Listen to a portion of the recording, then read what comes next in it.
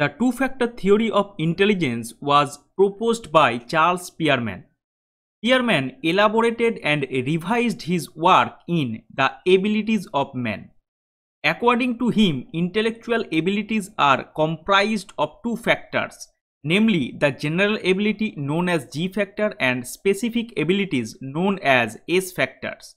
The performance by the individual is determined by the G factor and the S factors. The total intelligence of the individual is the sum total of G factor and the S factors. He believed that everyone possesses a certain level of G, a generalized abstract reasoning ability or measure of neural processing speed. For example, an individual's performance in English is partly due to his general intelligence and partly some kind of specific ability in language which he might possess. That is G plus S1. Or in mathematics, his performance would be due to G plus S2, or in drawing, it will be due to G plus S3, and so on and so forth. The factor G will enter in all specific activities. The total ability or intelligence of such an individual thus will be expressed by the following equation schedule. Spearman's analysis of intelligence was actually an interpretation of certain observations by using the method of tetrad difference.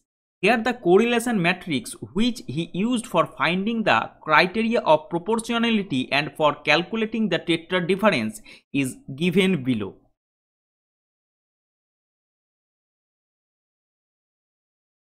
In this example, we can see the tetrad difference thus in all cases comes to 0. The variation in measured intelligence that was not explainable in terms of this general factor or G was attributed by Spearman to specific factor or S. There were many different specific factors. All intellectual tasks require some amount of G. According to Spearman, the more highly the two functions were correlated, the more highly saturated they were with G. Tests that are thought to have high G loadings involve abstract reasoning, comprehension, and problem solving. According to Spearman, G factor is universal inborn ability. It is the general mental energy. Amount of G differ from individual to individual. It is used in every life activity. The greater the G in individual, the greater the success. According to this theory, we can see S factor is learned and acquired in environment. It varies from activity to activity in the same individual. Individuals differ in amount of S. Mass of S is unlimited. We can improve S factor. Different activity requires different combination of G and S. S factors influenced by education and training, whereas G is innate. From the previous example, if the value expressed on the right side of this equation is greater than 5 times the amount of the probable error, either the correlation coefficient must be rejected due to errors of administration, sampling, or reliability of the test items, or there has been considerable overlap in the abilities measured. Intercorrelation matrices prepared by Spearman and his students showed that some tests had something in common besides factor G.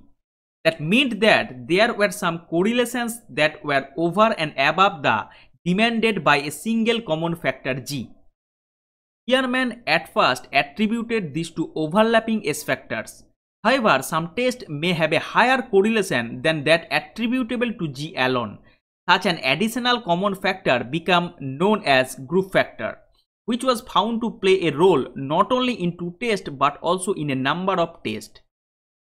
Among the group factors that Spearman and his associates came to recognize are verbal ability, numerical ability, and possible factors of mental speed, mechanical ability, attention, and imagination. This two-factor theory of Spearman has been criticized on various grounds. Spearman said that there are only two factors expressing intelligence, but as we have seen, there are not only two but several factors expressing it.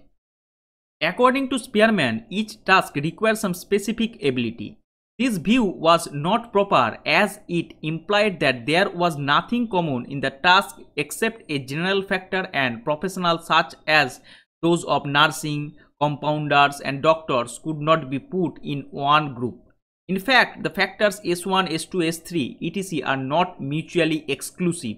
They overlap and give birth to certain common factors. This idea of overlapping and grouping has been responsible for the origin of a new theory called group factor theory. According to Nunnally, Spearman was concerned much more with understanding human abilities than with just measuring them.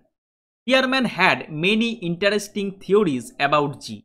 Its biological basis, the influence of culture, the interaction of G with manifestations of abilities in daily life, and the relations of G to speed, fatigue, and other variables. According to M.W. Eysenck, Spearman also described 5 quantitative principles of cognition which are relevant to intelligence. That is conative control, fatigue, mental energy, primordial potencies, and retentivity. Jensen confirmed the existence of G by the method of confirmatory factor analysis. Carroll also noted the presence of G at stratum 3 in her hierarchical factor analysis. But above all criticism, we can use Spearman two-factor theory in education in different ways. The theories give a better insight to the teacher about the nature of intelligence. The general ability differ from individual to individual. The specific abilities also differ from individual to individual. S factor varies in degree, therefore it can be modified by learning or habitual training. A child requires different amount of G and S factors for achieving success in different subjects. We require a high quality of G factor for our success in life. Both G and S have a high correlation. This theory could be used to guide construction of a set of ability tests. Now try this.